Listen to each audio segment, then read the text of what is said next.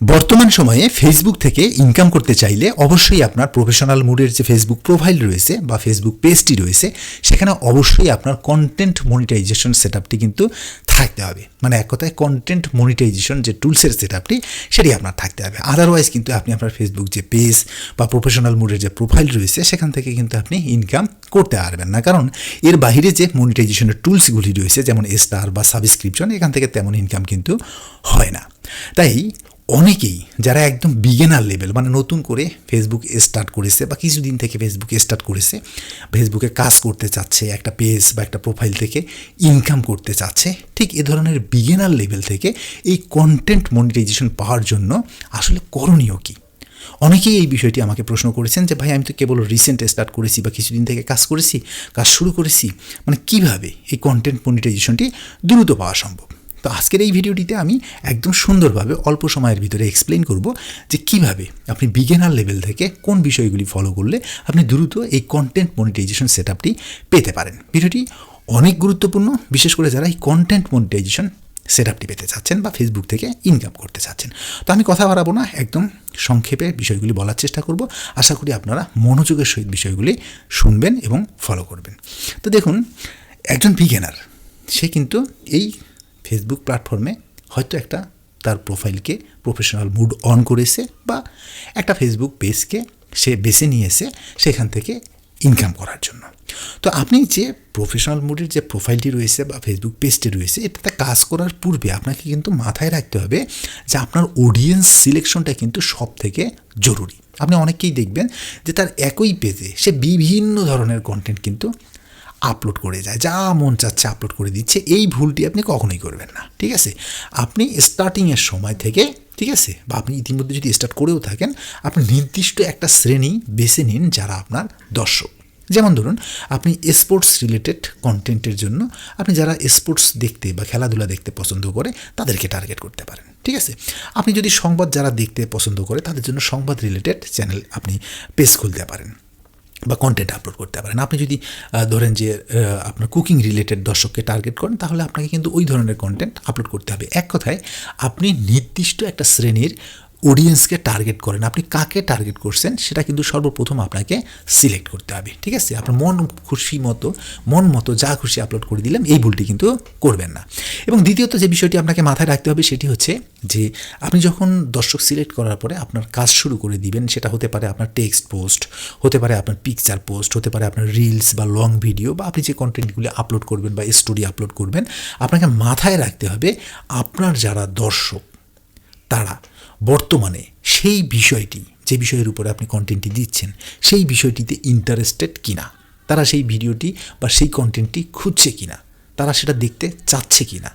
আপনাকে কিন্তু এটা মাথায় রাখতে হবে। আপনার দর্শকের যদি ইন্টারেস্ট না থাকে এই ধরনের কন্টেন্ট আপলোড করা থেকে আপনি বিরত থাকুন এবং সবসময় চেষ্টা করুন যে তারা বর্তমানে কোন বিষয়গুলি দেখতে চাচ্ছে, আপনি সেই বিষয়ের উপরে তাদেরকে কন্টেন্ট নিয়ে এসে দিন, কারণ তাদের ইন্টারেস্টটা অনেক জরুরি, ঠিক আছে? এখন দেখুন, তৃতীয়ত যে বিষয়টি সেটি হচ্ছে এই যে আপনি একজন কন্টেন্ট ক্রিয়েটর হিসেবে আপনার পেজ বা প্রোফাইলে আপনি নতুন নতুন দর্শককে আকৃষ্ট করার চেষ্টা করছেন। একটাবার ভেবে দেখুন, আপনার মতো অসংখ্য কন্টেন্ট ক্রিয়েটর সেই দর্শকের জন্য কিন্তু ইতিমধ্যেই পূর্ব থেকেই কিন্তু ভিডিও আপলোড করে যাচ্ছে, ঠিক আছে, বিভিন্ন কন্টেন্ট দিয়ে যাচ্ছে। সেই দর্শকরা তাদেরকে ছেড়ে আপনাকে কেন দেখবে বা তাদের পাশাপাশি আপনাকে কেন দেখবে? আপনি তাদের জন্য স্পেশাল কী দিচ্ছেন? কেন তারা তাদের সঙ্গে আপনাকে দেখবে বা স্পেশালি আপনাকে দেখবে? এটা কিন্তু আপনাকে বুঝতে হবে, আপনাকে বের করতে হবে আপনি স্পেশাল তাকে কী দিচ্ছেন। আপনি কি তাদেরকে বেস্ট কোয়ালিটির কোনো ভিডিও দিচ্ছেন, বেস্ট কোয়ালিটির কোনো অডিও দিচ্ছেন? আপনি কি তাদেরকে আকৃষ্ট করার মতো একটা প্রেজেন্টেশন দিচ্ছেন? আপনি কি তাদেরকে হিউজ ইনফরমেশন দিচ্ছেন, এনজয়েবল কন্টেন্ট দিচ্ছেন যা অন্যের থেকে আলাদা? আপনি স্পেশালি তাদেরকে কী দিচ্ছেন, এইটা কিন্তু আপনাকে খুঁজে বের করতে হবে, যা কিন্তু অনেক জরুরি। বুঝতে পারছেন? এক কথায় আপনার দর্শককে আপনাকে আকৃষ্ট করার মতো আপনাকে কন্টেন্ট আপলোড করতে হবে। সেটা হচ্ছে আপনার যে এটাকে কি বলা হয় যে বেস্ট কোয়ালিটির কন্টেন্ট, এই কন্টেন্টটা আপনাকে আপলোড করতে হবে। তা আপনারা ইতিমধ্যেই যে তিনটি বিষয় জেনেছেন সেটি হচ্ছে আপনার অডিয়েন্স সিলেকশন একটা সাবজেক্ট, দ্বিতীয়ত হচ্ছে সেই অডিয়েন্স আপনার যে কন্টেন্ট আপলোড করবেন সেটাতে আকৃষ্ট রয়েছে কিনা, এবং আপনি আপনার কন্টেন্টের মাধ্যমে স্পেশাল তাকে কী দিচ্ছেন।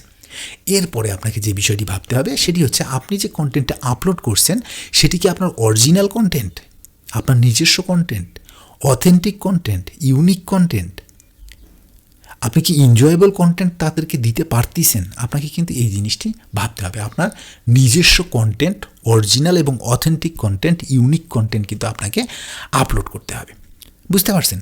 আর যখন আপনি এই কন্টেন্টগুলো আপলোড করতেছেন তখন মেক করার সময় অবশ্যই ভাববেন যে আপনার কন্টেন্টের মাধ্যমে যেন ফেসবুকের যে মনিটাইজেশন পলিসি রয়েছে, ফেসবুকের যে কপিরাইট পলিসি রয়েছে, ফেসবুকের যে কমিউনিটি স্ট্যান্ডার্ড সহ আদার্স যে টার্মস অ্যান্ড কন্ডিশন বা আদার্স যে পলিসিগুলি রয়েছে সেগুলির যেন ভায়োলেশন না করে। আপনি যেন আপনার কন্টেন্টের মাধ্যমে এই ভুলটি না করেন, ঠিক আছে।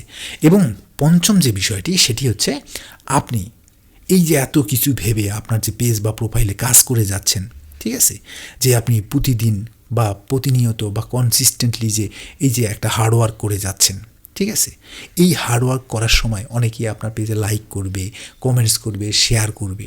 আপনি এখানে মাথায় রাখবেন যে আপনি আপনার হাজারো ব্যস্ততার ভিতরে আপনার অডিয়েন্সকে কিন্তু আপনাকে সময় দিতে হবে, ঠিক আছে। আপনি হয়তো সমস্ত কমেন্টসের উত্তর দিতে পারবেন না, তারপরও আপনি সবসময় চেষ্টা করবেন যে কিছু কিছু কমেন্টসে রিপ্লাই করার জন্য, ঠিক আছে, যেন তাদের সঙ্গে আপনার একটা সুসম্পর্ক তৈরি হয়। কারণ কমিউনিটি বিল্ড করা কিন্তু অনেক অনেক জরুরি, ঠিক আছে।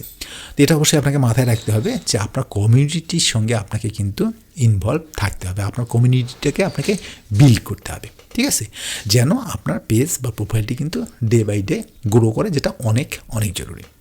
এর পাশাপাশি লাস্ট যে পয়েন্টটি আপনাকে ফলো করতে হবে সেটি হচ্ছে আপনি এত কিছু করে যাচ্ছেন, আপনি যদি কনসিস্টেন্ট না থাকেন, আপনি যদি আপনার দর্শকের জন্য প্রতিনিয়ত কন্টেন্ট দিতে না পারেন, তাহলে কিন্তু আপনার দর্শক কিন্তু আপনাকে হারায় ফেলবে, যেটা আপনার গ্রোথের জন্য একটা বড় ধরনের বাধা। আর কন্টেন্ট মনিটাইজেশন পাওয়ার জন্য গ্রোথ একটা মেজর ফ্যাক্টর, বুঝতে পারছেন। আপনি এই বিষয়গুলি যদি কনসিস্টেন্টলি ফলো করে যান, ফলো করে কাজ করতে থাকেন, তাহলে আপনি খুব দ্রুততম সময়ের ভিতরে একজন বিগিনার হিসেবে আপনি আপনার পেজ বা প্রোফাইলে এই কন্টেন্ট মনিটাইজেশনের সেটআপটি আপনি কিন্তু পেতে পারেন। আর এর পাশাপাশি আপনি কীভাবে কন্টেন্ট মনিটাইজেশন সেটআপটি পাওয়ার জন্য ইন্টারেস্ট সাবমিট করতে হয় বা করে রাখতে পারেন, সেই ভিডিওটি চাইলে আপনি আই বাটন থেকে দেখে আসতে পারেন যে কীভাবে ইন্টারেস্ট সাবমিট করতে হয়, ঠিক আছে।